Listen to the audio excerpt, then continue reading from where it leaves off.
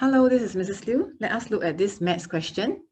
A, we have expressed 9 grams as a percentage of 4.9 kg.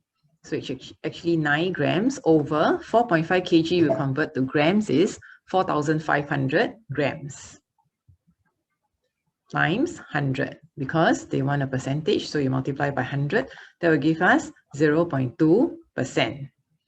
So B, Anne bought a watch for $480.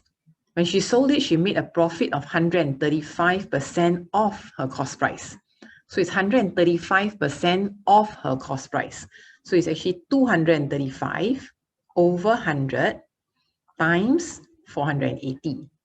So actually her selling price is $1,128. Or if you're unsure of this method, you can take 135 over 100 times 480. That will give you 648. 648, you have to plus the cost that she bought. That will give you 1,128 as well. You can use either method. Okay, that's all for today. Thank you for joining me. Remember, you are a miracle.